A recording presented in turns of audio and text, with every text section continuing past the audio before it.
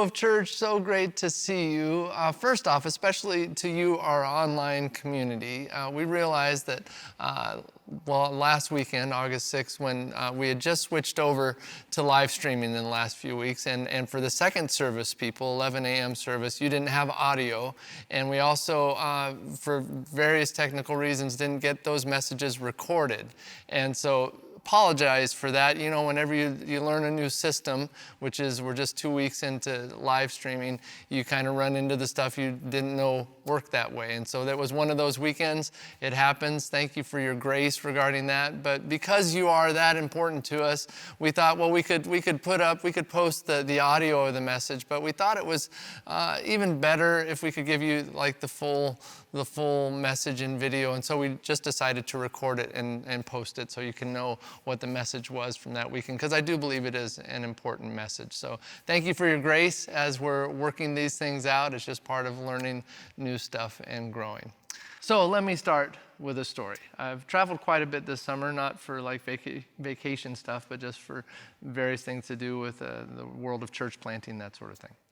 I was at a conference in Birmingham, Alabama. I had never been to the South, or at least Alabama in the South. It was very nice, very pretty. I thought the people were really kind, had some great food, barbecue with white sauce. Tried to eat grits at one restaurant. The waitress said, "You just don't want to do that." So I didn't do it, so still waiting on the grits. But it was great. I'm flying back, and I have several connecting flights to get back home. And the last one is the tightest connection. It's from Salt Lake City to Eugene, and I had all of 45 minutes to make that connecting flight, which would maybe work out good in a normal circumstance, as long as nothing goes wrong. Well, I'm on the flight, getting on the flight that's going to Salt Lake City, and they start to load the plane. And you know how they load the planes these days. It's always the most important people first, and that's never me, you know. So they start, it's great, you know, active military, you get on the plane. Parents with small children, you get on the plane. Those who need extra assistance, you get on the plane. Then it's, you know, the silver card members and the gold card members and the platinum card members, you get on the plane. And then it just gets silly. It's like Bon Jovi fans, you get on the plane. Those who have perms, you get on the plane. Anybody who's not me.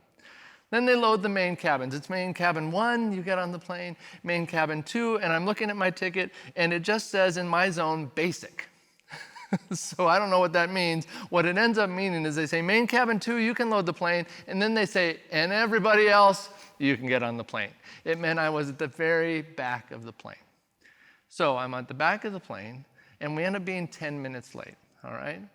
And so we land in Salt Lake City, and because I'm in the back of this plane, 200 people, it takes me 15 minutes just to get off of that plane. Now, if you're doing the math, that means I have 20 minutes to get to my gate, to get onto my plane, to make it home to Eugene. Which would be fine if the gate was right there, if they had planned that ahead. Hey, the gate's right there. But I get out at like gate A34, and I have to go to like B32, okay? Long distance. So I just start running.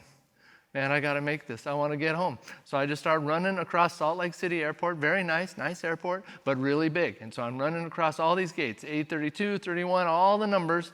And the B gates aren't even next to the A gates. You have to take a tunnel just to get over to the B gates, and then you got to do all those numbers. So I'm running, I'm sweating, I'm going for it. I finally make it clear to my gate. I get up to the gate, and I'm like, whew, this is a really big airport. I'm sweating, I'm out of breath. I'm like, man, I'm so glad I finally made it to this finish line. This is incredible. Wow, that was quite a run. And she just takes my ticket, and she just smiles and says, you may want to hurry. They're waiting on you. And so I'm like, whew, I'm at the finish line. This is great. I'll just go get on my plane. Well, what she didn't tell me was now I have to go outside, it's hot, and I have to go down this huge ramp, running down this huge ramp, and it takes me to the tarmac, and then I have to go through a bunch of other gates to find my way to my gate, which puts me on a bus, which takes me across the Salt Lake City airport to another ramp that I have to run up to get on the plane for Eugene. And I do all that. I run up there. I get on that plane for Eugene. I am soaked in sweat. I'm out of breath. I'm just exhausted. And all the people are looking at me like, wow, you really took your time getting on this plane. And I finally sit in my seat, and I'm done. I'm just like, whew, I can't believe I'm here. I'm spent. Here's what I learned. The most shocking revelation of that journey for me was when I came to that gate thinking that my race was finished, only to discover it was the starting line of yet another race. And I tell you that for this reason. One of the great temptations in the life of following Jesus is that we turn God's starting lines into finish lines. Here's an example. We meet Jesus, and so we start attending church thinking that going to church is the finish line, instead of realizing that church is the starting line of living and connecting in a faith community. Here's another example. We meet Jesus and we get baptized, and we think being baptized is the finish line, instead of realizing it's the starting line of living a life that proclaims Jesus to the world. Here's another example. We meet Jesus and we accept Jesus as our Lord, the one in control of our lives, and we think that's the finish line, instead of realizing that it's every decision after that where we choose God's way over my way, that God's lordship is actually lived out in me and in my life. It's another starting line. This is often our temptation, to make what should be a starting line into a finish line. And it's one of those places that I want to address today, a place often understood in this way, that God's Great Commission is not only lived out when those in my community come to my church, it's lived out when I bring God's church to my community. This is another place where what should be a starting line can end up being seen by us as a finish line. We say, well, let's just get people to the church, which is great. I love that. But in most cases, get this, before anyone will come to a church, they must first experience the church that comes to them. The church brought to them through all of us. This is what I would call the Incarnational Church. It's modeled for us in how Jesus lived, which means Jesus would go to church every weekend. Every Sabbath, he'd go to church, he'd go to synagogue. But on all the other days, Jesus would be the church to that world. His was an incarnational life, meaning God with us. Now, knowing that, every person who follows Christ will live with a similar mindset. That if Jesus lives in me, then where I go, Jesus goes.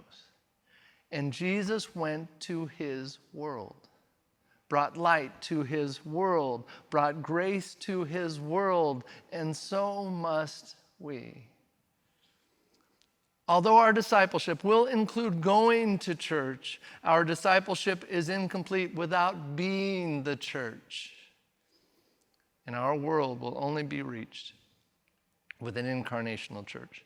That's what we talk about today. And the first thing I would point out is this, that the Incarnational Church relies on an individual response. Matthew 5:14, let's read it together.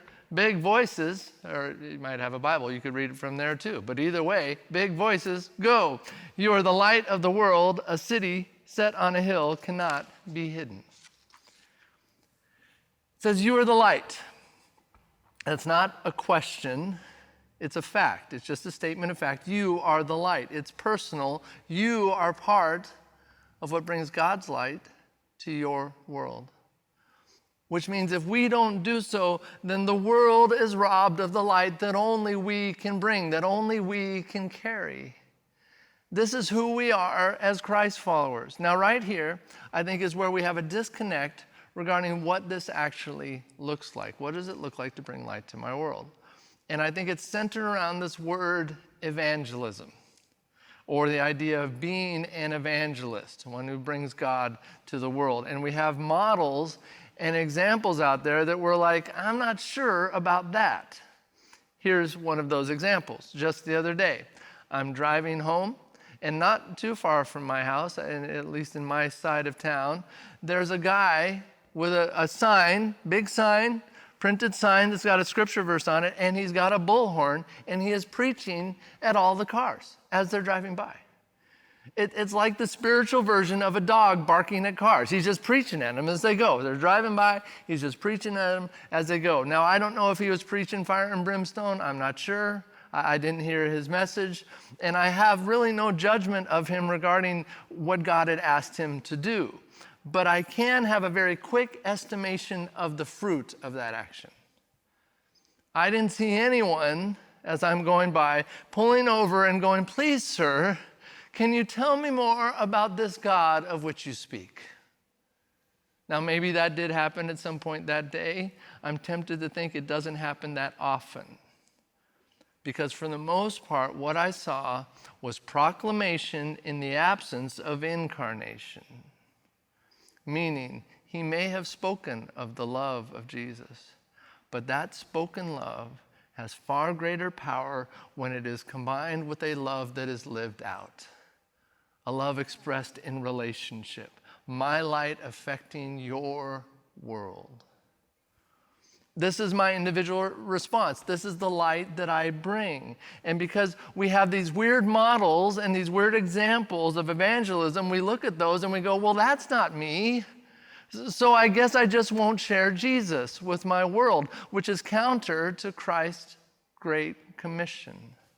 So, allow me to help with that tension by offering another way to view evangelism. I think this will help a lot of us. So get this, understand this. Evangelism is taking what Jesus has given to me and giving it to others so they can then see what Jesus has given to them. I'm going to say that one more time. Evangelism is taking what Jesus has given to me and giving it to others so they can see what Jesus has given to them. It's not then about being the bullhorn on the corner. It's about bringing God's light to your world. Now let me give two examples of that. Real-time examples just from our world here. We have a great couple at the church, Mark and Liz Pankella. They have a really cool farm. Mark is a contractor. Liz is a designer. So between the two of them, it's just a great partnership in their marriage. And they just built, for the last couple of years, they've been building a cottage on their property. They have weddings at their property, so this would be used for weddings, sort of it can be an income property. There's a bathroom built into it for guests to come into. And it is the most whimsical, the most well thought out, the coolest cottage you would ever see. It's something straight out of a Disneyland character kind of theme. It is so amazing, so well done. They've been working on it for 2 years. I mean, the process of building this amazing cottage. About a month and a half ago, it's finally finished after so much work and so much detail, and it's so beautiful. At the same time as that's finishing, we get this communication from Stephen and Addie Hoover, who lead our young adults group, and they work with the Crew Ministry, which is a ministry on the University of Oregon campus to students. They tell us about another Crew family, folks on the East Coast working on a different college campus. And that Crew family, these leaders in the Crew ministry, were out here in Eugene on July 5th. It was a husband and wife, their daughter, and the daughter's boyfriend. They're traveling in a car, and they end up in a head-on collision on July 5th. Horrible accident. And the wife and the daughter perish in that accident. And the husband is critically injured. The boyfriend is injured, not quite as severely as the husband. Horrible, tragic accident. Horrible, horrible event. So they tell us about this. And so now what you have is this man all his support system is back on the East Coast, and he's now in a hospital going through surgery upon surgery just to save his own life. At the same time, he's grieving the loss of both his wife and his daughter. And so because they know what a tragedy this is, his support system, the people back home from his church and from the ministry there, they start to send people this direction. They're just going to be there to be with him and to be with him as he's going through his surgeries and to be with him as he's grieving this intense loss. So they start sending people. And what they ask of us is they go, well, they're going to need some place to stay. And so there was a call made to Mark and Liz Pankella. You have this cottage that just got built. Could they stay there? And they said, of course. And so since that time, there was a steady stream of people flying in from the East Coast, staying at that cottage for a week, 4 or 5 days, flying back while another person came over. There was never a time when this man didn't have that support. The boyfriend was able to go back home earlier, and that man finally was able to go back home just this week. But here's what they were doing. They were taking what Jesus had given to them, and they gave it to those people so they could see what Jesus was giving to them. That's the first example. Here's the second example I'll give you. Phyllis Bass, part of our church here at Cove Church. Great lady, involved in tons of different ministry, prayer ministry, greeter ministry. She comes to serve Saturdays. She would describe herself as a grandma, not a terribly tall grandma. I don't know how tall she is, but not real tall. And she is just the kindest, the nicest, the sweetest person you would ever meet. Anyone who meets Phyllis would say that. Phyllis, again, about a month and a half ago, is coming home on a plane. She'd been visiting family. She ends up seated next to a young lady. And as they get to talking, the young lady says, yeah, I'm moving to Eugene because I'm going to be playing basketball for the University of Oregon. And Phyllis, being herself, just continued to have a great conversation with this lady. They built a friendship on the flight, and before it was over, Phyllis gave her information. She said, if you just need a grandma to talk to and maybe to cook you a meal, I'm available. I can be that for you out here. Well, the young lady took her up on it. Her name is Peyton. And Phyllis and Peyton she's had Peyton over for dinner several times. She's brought Peyton to church here. Peyton's brought friends from the basketball team here to church. But they've built this amazing, wonderful friendship because Phyllis said, I'm a grandma and I can give that to another person. She took what Jesus had given to her. She gave it to another person so they could see what Jesus was given to them. These are the examples of this very, very important truth, that the universal mission of Jesus is expressed through individuals choosing to live missionally. This is what light does to the world. It has an effect. It adds a benefit.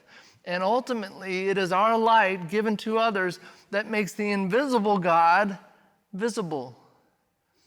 And Jesus says it is those who follow him that make that possible. That each of us in our individual callings and our giftings and our places of influence, that we can share the light of Jesus. And friends, I can't do that for you.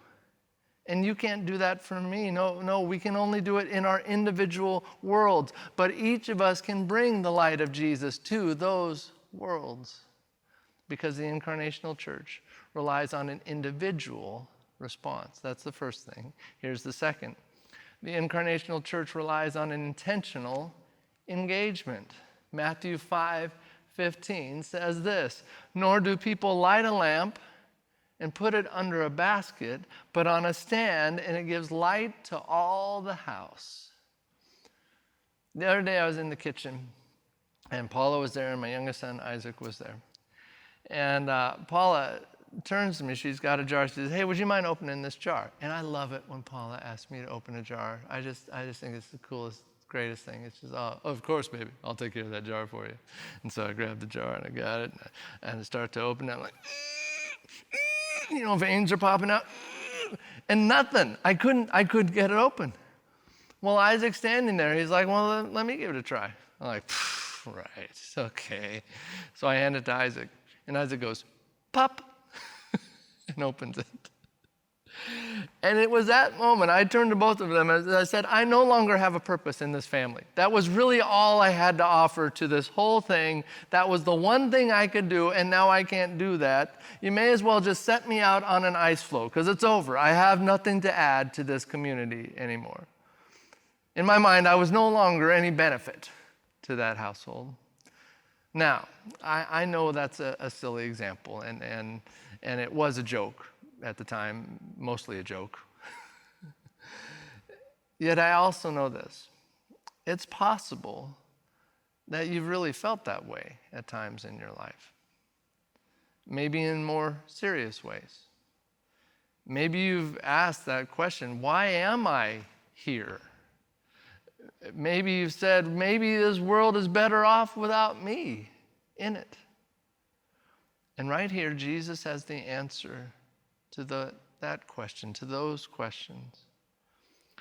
Jesus is saying that I have made you the beneficial substance of light. Now I want you to display that light in a way that brings benefit not just to you, but to many. He says, don't put that light under a bushel, under a bowl. Put it on a stand where it benefits you and others. This is an intentional way of living. Here's one approach I'm just starting to try. It's what I'm calling the grabbing of the keys prayer. That anytime I'm going out of the house and into the world, and I'm grabbing my keys, the car keys, I say a quick prayer to Jesus that goes something like this. It's, Jesus, help me to bring a key that unlocks the heart of another person for you. You see what that does with that prayer? It's an intentional engagement. This postures me every day as a missionary to my world. There's somebody you want me to talk with. There's someone you want me to encourage today. It's one of 1,000 ways to align our hearts to God's calling for us to live missionally. I'm reminding myself that there is a reason I'm alive, and there is a reason you're alive. That we're supposed to bring the light of Jesus to other people. And a big part of that is bringing God's light in God's way, which means God's language, God's tone, a tone that others can receive. See, we all understand light can bring heat and it can bring growth, but it can also burn, can it not? We can bring, yes, the substance of the gospel, the problem of sin in humanity, the truth of Scripture, Jesus' words to us.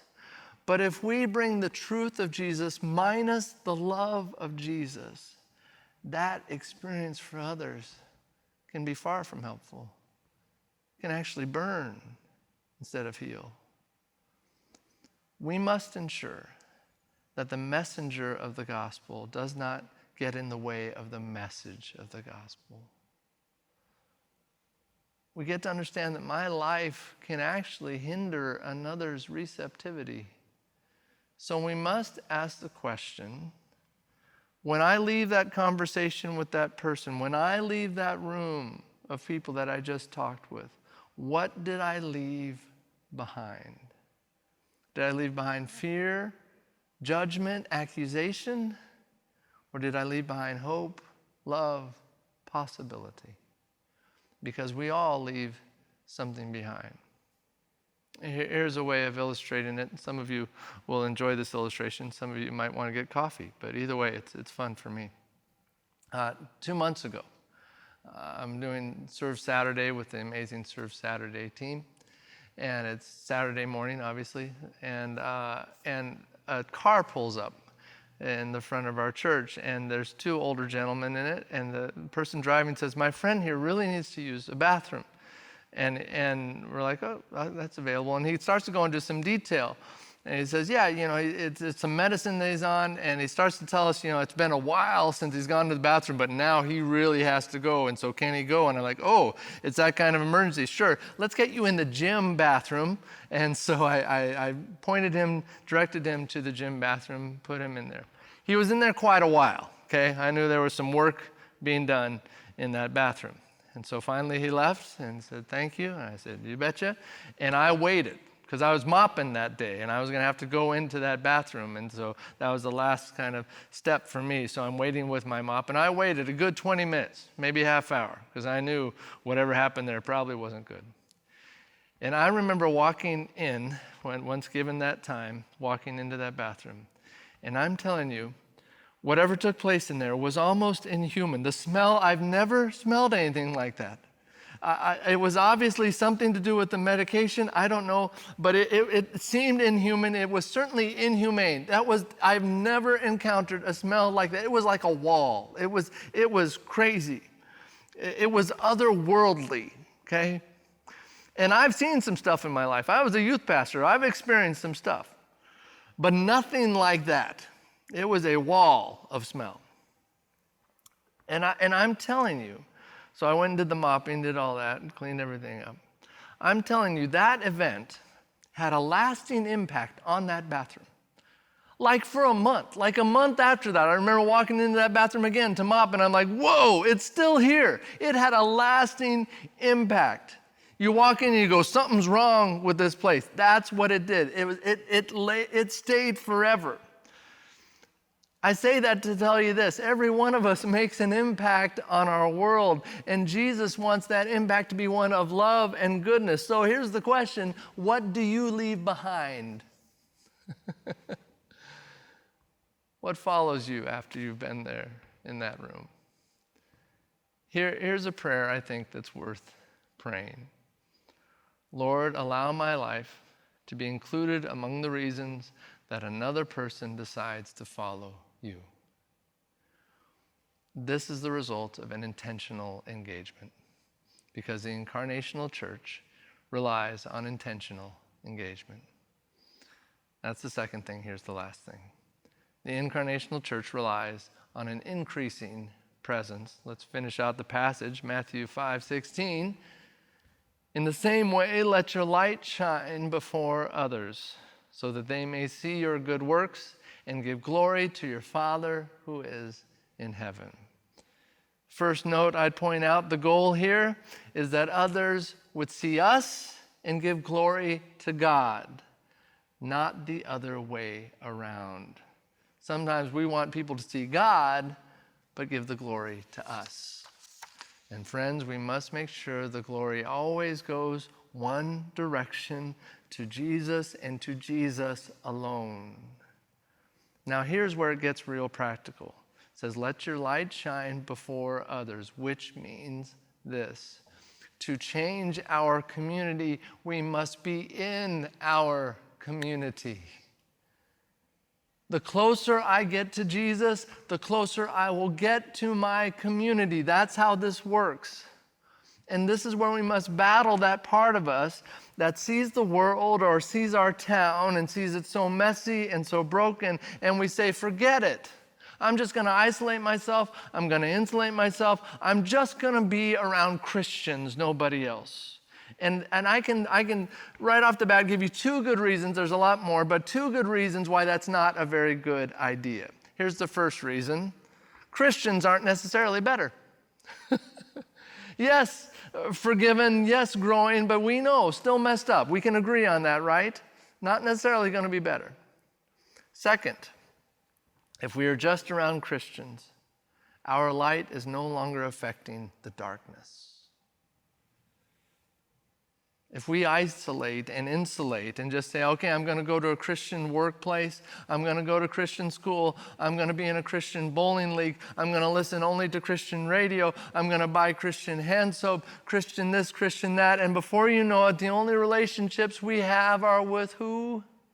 Christians. And once again, our light is less effective because instead of dispelling the darkness, it's simply adding to a world that's already in the light. It's like in our living room. We have ceiling lamps, we have floor lamps, we have lamps on tables, probably 6 ceiling or 6 floor lamps, or combos of floor lamps and table lamps and ceiling lights. We have so many lamps, right? And sometimes they're all on at the same time. There are times when every light is on. And I can go into that room and I can turn off one of those 6 to 8 lights, and it makes no difference in the room. Still completely light in the room. But if I go to a cave, and I'm in a deep, dark cave, and all I have is one small flashlight, but I turn that on in the midst of that darkness, that makes a huge difference. Suddenly, I can see, in fact, it is that tiny light that can actually guide me home. It's not just about being the light. It's about being the light in the darkness. And I guarantee you will not have to go very far to find the darkness of your world. I understand how messy our world can seem. I get it, but don't forget, the world is simply being authentically who any of us would be without Jesus. It's simply being authentically who any of us would be if we didn't know Christ. At least the world is honest in that way. The world is going to act like the world because it has no other choice. Yet we do have a choice. Friends, we cannot expect people to act like Christ followers when they don't know Christ, especially when we have a tough time acting like him when we do. We must not allow this world's chaos to keep us from engaging it with Christ's peace. So the solution? Let your light shine before others. Why? So they'll see your good works and praise you? No. So they'll see your good works and praise God. Our lives, each of us, our lives are to be just an arrow pointing up, an arrow that points to Jesus. Don't look at me, look at Jesus. This is what our lives are supposed to be. Put your light in the places that it makes the most difference, which is right there amidst the people of your town, the people of your family, the people at your workplace and in your neighborhood. Right in the middle of the mess, that's where your light belongs. Because this is what makes us the visible hands and feet of God. Because the Incarnational Church relies on an increasing presence. I'll wrap up with this. I speak often of our dog Swagger, who's a Labradoodle, Australian Labradoodle to be exact.